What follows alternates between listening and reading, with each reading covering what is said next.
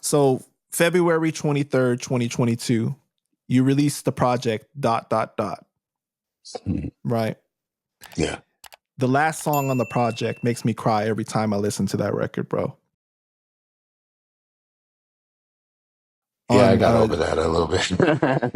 Yeah. I had to get over that part. Therapy definitely helped me with that, but go ahead. I'm listening. Right. On June 28th, 2020, you ended up losing your son, and he was named after you. So he was the third, right? So you guys called him Yes, Trey. sir. Yes, sir. I'm so sorry for your loss, man. Like the record says it all, that a parent should never have to bury their child. Yeah. You know, Yeah. If I'm not mistaken, he was killed in a drunk driving situation. Yes. Yes. They were hit head on by a drunk driver. He was in Arkansas. He was staying with his grandmother at the time. And, they said he was coming home from work, I believe. It was like 5:30, 6 o'clock in the morning. And drunk driver hit him head on. He was in the passenger side. They said he was asleep. And the drunk driver was driving a Silverado. My son had a Honda Civic. So you can just um, understand how mangled that whole entire thing was. There were three people in the car. The driver had to be cut out. He was pronounced dead at the scene. They had to cut out the kid in the back of the car, and thank God he's still alive, but he had to go through a lot to get back to life. And my son was, yeah, it was bad. So going through that and in that moment and finally getting, I think it was almost 2 years it took us to, or almost a year and a half to get the vindication and justice served. The guy serving 50 years, and I had to go out there and for the trial. It was surreal. It was surreal. But I keep him with me all the time. My baby's always with me. Yeah. Yeah, I saw that post that you put up on Instagram when you said that, he would be 27 on that day. And just like the video montage that you had put up was, man, you just can't put words to describe that. You know what I'm saying? Like, I don't think that's something that you could ever get over, obviously, because it's like you think about these different times in life and you wonder like where they would be at that time, what they Yeah. would be experiencing, And I Yeah. know that you were strong enough to go to therapy and seek help, but it still doesn't change things or doesn't fix it, in general as a Yeah, whole. it's not and you know what, and I appreciate everything you're saying, and you're right. It's not gonna change it. It doesn't fix it, but it fortifies you and strengthens you if you do the work to be able to deal with it. And I appreciate my therapist. Big shout out to Dr. April. My therapist does not lick my wounds with me. She does not give me band-aids to put on cuts. She does not tell me that it's gonna be all right. We deal with things and we look at them head on with clear eyes. And man, my baby's gone. My Right. baby's gone. But I'm here, I'm alive, and he has four siblings that I have to take care of. And he has now, a niece. I have a granddaughter, and his legacy will forever live on through me and his siblings. So it now it powers me, it fuels me. I do things because I want my father to be proud of me, but now I want my son to be proud of me, and I'm the only Bernard left. My dad was Bernard, I'm Bernard Jr., and he was the third. I'm the only one left. There's no junior, and there is no third, and there is no senior. I'm the only one left. So just looking at it like that, it's like, yeah, I definitely get up and I have a different purpose and I have a different fuel. I know on the record that you had said that you guys were experiencing some disagreements at the time that you never got to resolve. And it's kind of Yeah, similar in the situation with you and your father that you guys never got to literally. resolve. Yeah, some Yeah, of those things.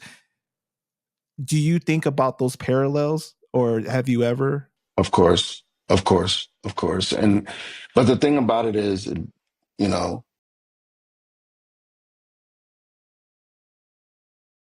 I was Trey, my father. Trey was establishing himself as a man, and he was making some decisions that I might not have rocked with. You know what I'm saying? So me trying to be his father and trying to steer him in the right direction, but he wants to go his own direction. Now it made me understand why my father was so adamant about me not going in certain directions. And so it gave me clarity, but it doesn't negate the fact that I still lost my son. You know what Right. I'm saying? It doesn't give me, any solace in the fact that I lost my father, but it makes things clearer. Why out of both situations I'm the only one still standing and I'm still living, I don't know, but God bless. And I just got to keep moving with purpose. And I have to do better. I have to show up different for, his siblings. I have to make sure that I'm a little bit more assertive because if I was a little bit stronger for my son, I don't think my son would be dead. But I'm not going to put myself in that rabbit hole and talk about what if because I can't, I'm not going to be able to play that scenario. You know what I'm saying? It's Right, like, why am I right. going to drive myself crazy with that? So it's like, I got to do better with who's here. And I don't want them to ever forget him. And I'm never going to make, me look perfect. We had a falling out. It doesn't mean that we hated each other. We loved each other. And that was my son. And, I miss him. I miss Yeah. him every day, every day. And rest in peace to both of them, man. Thank you. It's interesting because you were saying like that situation helped you understand your father more. How do you think that your father influenced you as a parent, the way that you parent? uh, the funny thing about it is the only way my father influenced me as a parent is by being a provider. It's it was such a huge thing for me, and it goes back to what you were saying. You constantly think about, okay, I need to make sure that I can get this for my kids. I can provide for my kids. I can provide for my wife if you have one, or I can provide. I got to be able to pay the bills. I got to be able. So he showed me it's not sleeping. It's being uncomfortable. It's doing things that you may not know how to do, but doing them, getting it done and being the best at it, And so his work ethic was huge. And I definitely imprinted that on my life. Um, but being a daddy is way more important in this day and age than being a father. It's easy to turn around. Well, I don't want to say easy, but it's easier to figure out how to make money and throw money at it than it is to give time and actually real time. Like, I'm not here because I have to be. I'm here because I want to be. And you let me know what you need from me, baby. I'm here. And that's the important part. That's the part that shifts every child. That's the part that all adults are like, well, my father was never here or my mother was never. Why? It's time. It has nothing to do with anything else. So, Yeah, man. In the words of the late Nipsey Hussle, he said that kids spell love by Time. yeah, And 1000%. I think that as parents, everybody has like their traumas, their childhood traumas, and everything, right? But when you become a parent, there's no excuses. Like you have to show up for your kids. You have no choice. Yeah. Yeah. Yeah. Whew, man. Went a little Yeah, this deep is on that probably, one. I was about to say, this is the deepest interview I've ever done. Like, my God. Wow. Yeah. Okay. I told you I did my research, man. I know. My God.